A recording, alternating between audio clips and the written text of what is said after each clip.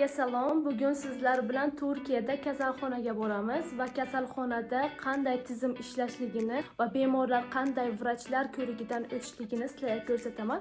Mendan uzoqlashmang. Turkiyada shifokor ko'rigidan o'tish uchun mana bunaqa priложение bor. O'shanga kiriladi. Hozir bu yerda ruscha yozilyapti. Telefonim ruscha bo'lganligi uchun. Lekin o'zi bu markaziy hekim randevu sistemi mana. MHRS deyiladi. Kirdik. Mana anaqa profilim chiqib turibdi. Mana bugun jildiga, ya'ni kojani vrachga mana randevum, ya'ni navbatim, ro'yxatim bor. Managa bu oldindan olinadi bu. Ya'ni 10 kun, bir hafta oldin olinadi. Mana jildiga poliklinika deb yozilgan. Hozir birgalikda mana shu joyga, kasalxonaga boramiz. Agar mana shu randevumni, ya'ni navbatni olmasangiz, shifokor ko'rigidan o'ta olmaysiz. Kasalxona uyimizga juda ham yaqin, piyoda ketyapmiz. Turkiyaga kelganimizga mana 3,5 yil, 4 yil bo'lyapti, lekin oxirgi 1,5 yil, 2 yil ichida turmush o'rtog'im bilan ikkalamizning tanamizda qanaqadir g'alati ishiqlar, qizarishlar paydo bo'ldi. Shuning uchun biz allergiya deb o'yladik va allergologga ro'yxatda o'tmoqchi bo'ldik. Lekin Turkiyada tizim bunaqa ishlamas ekan. Birinchi bo'lib yoki oshqozon bilan bog'liq bo'lgan kasalliklar tekshiruvchi vrachga yoki anaqa kojani vrachga borib, ularning nazoratidan o'tish kerak ekan. Keyin allergologga ular o'zlari yo'naltirishar ekan. Shuning uchun biz bugun kojaniga ketyapmiz. Uyimiz mana shu domning orqasida, lekin kasalxonani qaranglar, juda ham yaqinligini. Mana kasalxona uzoqdan ko'rinib turibdi. O'sha yoqqa ketyapmiz. Havo biroz sovuq, lekin yoqimli. Buni qaranglar. Yo'llarda mana shunaqa eski mashina turadi. Biz kelganimizdan beri bu mashina bor, hech kim olib ham ketmaydi. Metallolomga mana shunday turibdi. Eski. Turklar juda ham millatini yaxshi ko'radi, ya'ni vatanni yaxshi ko'radi. Qaranglar.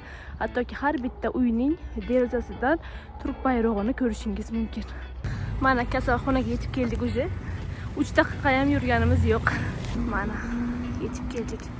Eskishehir Yunus Emre davlat kutubxonasi.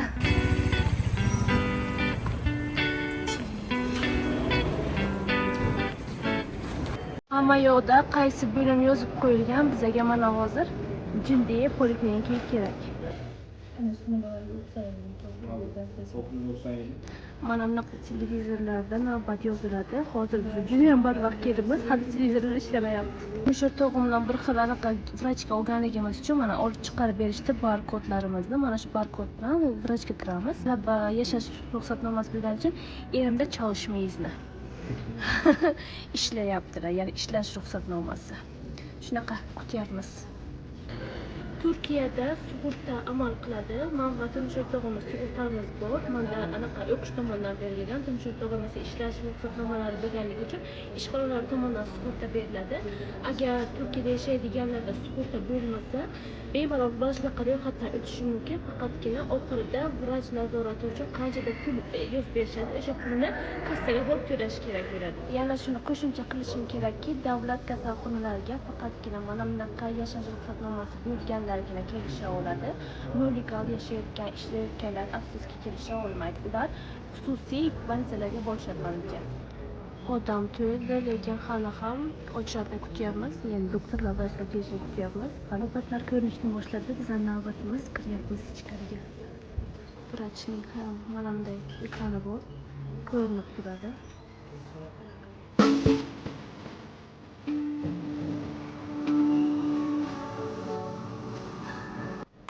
Onlar çıktı birlikte kırıp ichkariga.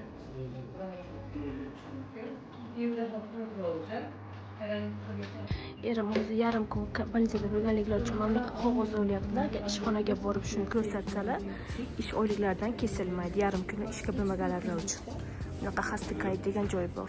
Shu bilan endi ishxonaga olib borsalar, yarim kunlari kesilmaydi. Ishimiz bitdi. Vrach nazoratidan o'tdik va bizga mana bu ko'rsatgandim-ku barkod ana shuni ichida, ya'ni sistemaga kiradi. Shu barkod bilan hozir borib aptekaga sug'urtamiz bo'lganligi uchun dorilarni bepul olamiz. Hozir sizlarga aptekani ham ko'rsataman. Turkiyada korxona, ya'ni apteka eczane deyiladi. Aslida kiradigan aptekamizga kiryapmiz. Do'stimizday bo'lib ketishgan. Mana o'sha barkodni berdim. Hozir kompyuterdan qanaqa dorilar kirganliklarini ko'rsatishadi. Günde bir defa kullanabilirsiniz. Gün Fark etmez. içerisinde, akşam da olabilir. Alerji ilacınız akşam Bizga yaqin oilaviy poliklinikamiz ham bor. Shu yoqqa kiryapman. Oilaviy vrachimizga mana bunaqa qilib navbat olamiz. 14-chi. 13-chi ekan. Bizaniki 14. Hozir sразу kiramiz. Qizalog'im Turkiyada tug'ilganligi uchun Turkiyada polностью прививкаlarni olgandik. Endi buni O'zbekistonga yuborishim kerak, chunki O'zbekistondan прививкаlarni davom ettirish uchun mana shunaqa narsalarni hozir olib kelyapman oilaviy poliklinikamizdan. Bundan tashqari aptekadan dorilarimizni ham oldik. Sug'urtamiz bo'lganligi uchun aytganimdek dorilar bepul beriladi va qanaqadir qismini to'lashlaringiz to'g'ri keladi. Shuning uchun ham bizda ham bor yo'g'i mana shuncha dorini, bo'lmasa bular sug'urtasi bo'lmasa 1300 TL ga tushish kerak edi hammasi, lekin bizning sug'urtamiz bo'lganligi uchun mana faqatgina 202 TL to'lab chiqdik aptekaga.